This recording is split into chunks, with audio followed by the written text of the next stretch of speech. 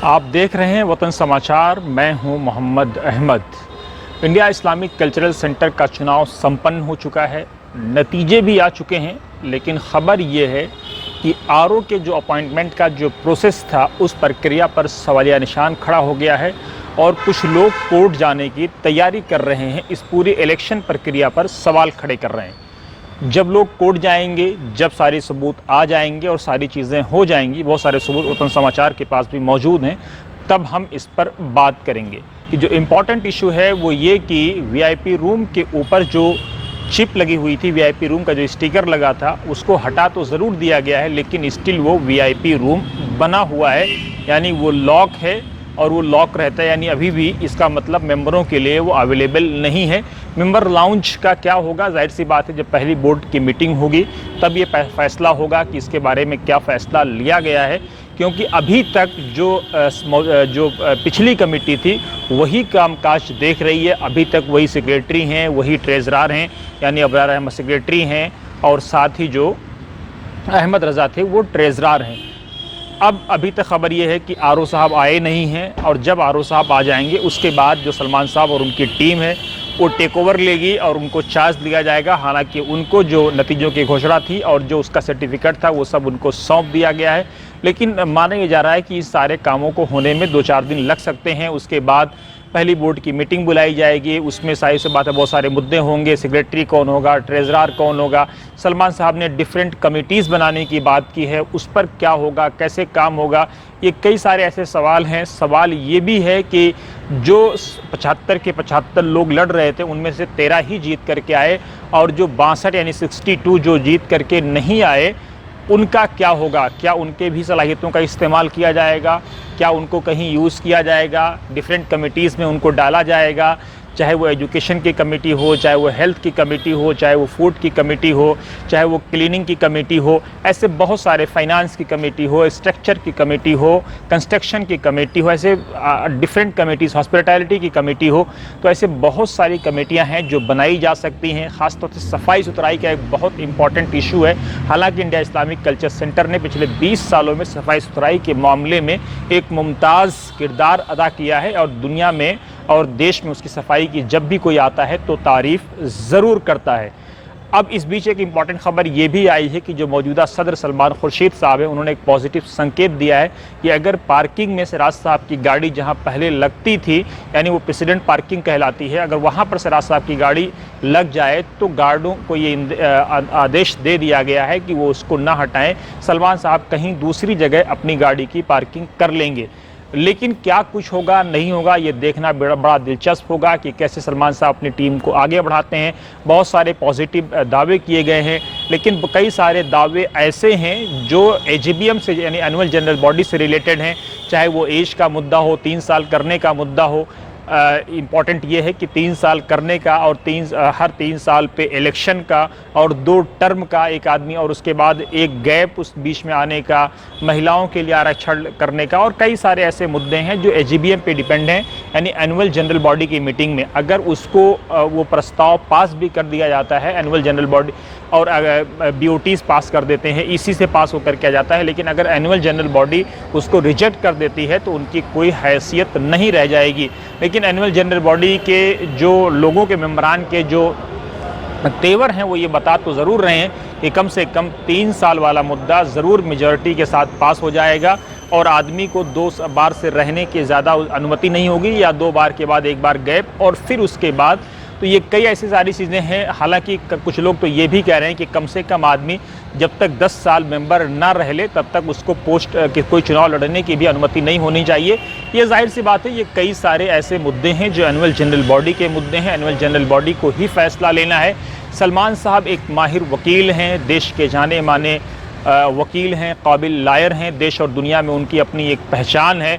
विशेषकर ऑक्सफर्ड में India Islamic culture centre को जो ऑक्सफर्ड से जोड़ने का मसला है, इंडिया इस्लामिक कल्चर सेंटर को जामिया मिलिया इस्लामिया, अलीगढ़ मुस्लिम यूनिवर्सिटी, जेएनयू और डीयू के साथ जो यहाँ के छात्रों को या वहाँ के छात्रों को ले करके उनकी स्पॉन्सरशिप का मसला है, कैसे क्या होगा ये बड़ा दिलचस्प होगा, क्योंकि ये 20 साल के बाद पहला ऐसा चुनाव हुआ है जो अगराज़ो मकासिद को लेकर के हुआ है, जो एम्स एंड ऑब्जेक्टिव्स को लेकर के हुआ है। तो कैसे जो मेजॉरिटी और माइनॉरिटी के दरमियान, हिंदू और मुस्लिम के दरमियान जो गैप है, जो खाई है, जो गलतफहमियां हैं, जो मिसअंडरस्टैंडिंग है, उसको कैसे पाटा जाएगा।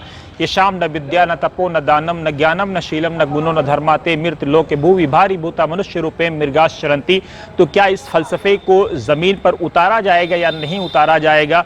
माता शत्रु पिता वैरी ये न बोलो न पाठिता, क्या ऐसे वालिदैन को बुला करके उनकी तरबियत की जाएगी या नहीं की जाएगी, क्या अपने बच्चों के एजुकेशन पर फोकस करें। तो ये कई ऐसी सारी चीज़ें हैं जिस पर आने वाले दिनों में देखना बड़ा दिलचस्प होगा।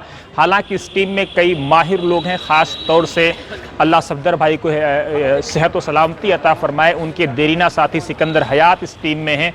एक तजर्बाकार एसएम खान है, अल्लाह उनकी सेहत को तंदुरुस्त कर दे, और साथ ही अबूज़र यंग हैं, डायनामिक हैं, अबूज़र का अपना एक रोल हो सकता है। एसएम खान बीमार हैं, अल्लाह उनको जल्द सेहत के साथ वापस लाए, उनका एक अपना डायनामिक रोल हो सकता है। इंडियन इंफॉर्मेशन सर्विस के सीनियर ऑफिसर रहे हैं, राष्ट्रपति के साथ काम करने का तजर्बा है, सीबीआई के स्पोक्स पर्सन के तौर पर काम किया है। सिकंदर हयात को अपना एक डिफरेंट तजर्बा है दीन के साथ। सबसे बड़ी बात यह कि सिकंदर हयात जब बोलते हैं तो ऐसा लगता है कि वो दिल से बोल रहे हों, दिमाग से नहीं बोल रहे हैं। क्योंकि पहले ही दिन जो मीटिंग हुई थी उसमें सिकंदर हयात ने जिस अंदाज में मुद्दों को रखा था, वाकई वो लायके दीद भी था और लायके दाद भी था कि आज से और अभी हमें ग्रुपबाजी ख़त्म कर देनी चाहिए। एक इम्पॉर्टेंट चीज़ ये भी है कि जो 75 के 75 लोग चुनाव लड़े थे उनको बुला करके एक साथ प्रेसिडेंट डिनर होस्ट करें और ख़ुद डिनर होस्ट करें और उनको विश्वास मिले और उनको ये कॉन्फिडेंस उनके अंदर लाएं कि चुनाव जो होना था वो हो चुका। अब आइए हम साथ मिल करके, आओ मिल करके लिखेंगे हम सब मिल करके एक नई कहानी, नए दौर में बात करेंगे नई चीज़ों की। तो क्या कुछ होगा प्रेसिडेंट के तेवर पे बड़ा डिपेंड होगा। हालांकि प्रेसिडेंट ने टाइम देना शुरू कर दिया है, लेकिन क्या ये कंटिन्यू रह पाएगा, नहीं रह पाएगा। क्योंकि प्रेसिडेंट ने अपनी पहले संबोधन में कहा था कि जो लोग हमारे टाइमिंग पे सवाल उठा रहे थे उनको मैं ज़रूर इसका जवाब दूंगा। साथ ही उन्होंने अपनी पत्नी के चुनाव लड़ने पर भी बहुत स्पष्ट कर दिया था कि अगर कोई महिला अध्यक्ष का चुनाव लड़ती है आने वाले दिनों में 3 साल के बाद जब वो इस्तीफ़ा देते हैं और एजीबीएम उस पर मुहर लगा देती है तो उनकी पत्नी चुनाव नहीं लड़ेंगी। उन्होंने ये साफ कर दिया था। उन्होंने साथ ये भी कहा था कि मैं अपनी पत्नी के अप्रूवल के बगैर ये बात कह रहा हूँ, तो मैं अपनी पत्नी की नाराज़गी को झेल तो लूँगा, लेकिन मैंने कमिटमेंट किया है मैं उसको जो है कमिटमेंट से भागना नहीं चाहता हूँ। तो जाहिर सी बात है एक आदमी की ज़ुबान ही की वैल्यू होती है और आदमी की जिस्म ज़ुबान ही सबसे बड़ी चीज़ है। अल्लाह के रसूल ने भी इस बात को बहुत स्पष्ट कहा था कि तुम मुझे अपनी ज़ुबान की और अपनी शर्मगाह की ज़मानत दे दो, मैं तुम्हें जन्नत की ज़मानत देता हूँ। तो ये ज़ुबान बहुत इंपॉर्टेंट चीज़ है। इस ज़ुबान का कैसे पासो लिहाज रखा जाएगा। जो वादे किए गए हैं टीम सलमान की तरफ से, बल्कि और टीम अबूज़र कहलाती थी, तो उस टीम की तरफ से जो वादे किए गए हैं उनको भी ज़मीन पर उतारना है। कॉफ़ी शॉप के मसाइल हैं, लाउंज के मसाइल हैं और बहुत सारी ऐसी चीज़ें हैं। ख़ास तौर से जो वेटिंग रूम करीब में मेंबरों के लिए जो अपमानजनक मसला होता है कि मेंबर बाहर होते हैं और नॉन मेंबर अंदर होते हैं। हालांकि प्रेसिडेंट ने अपनी पहले संबोधन में इस बात को स्पष्ट ज़रूर किया था कि अब मेंबरों के परमिशन क्या, मेंबरों के सिग्नेचर के साथ ही जो है नॉन मेंबरों की एंट्री होगी।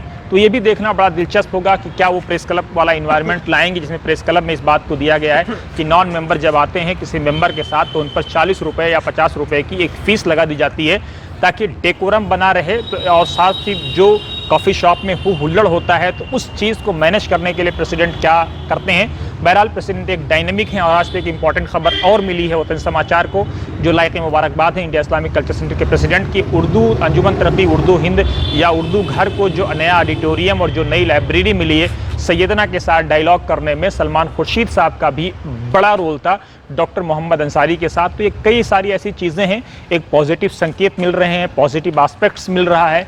देखते रहिए, इंतज़ार करिए, देखना बड़ा दिलचस्प होगा और आप देखते रहिए वतन समाचार।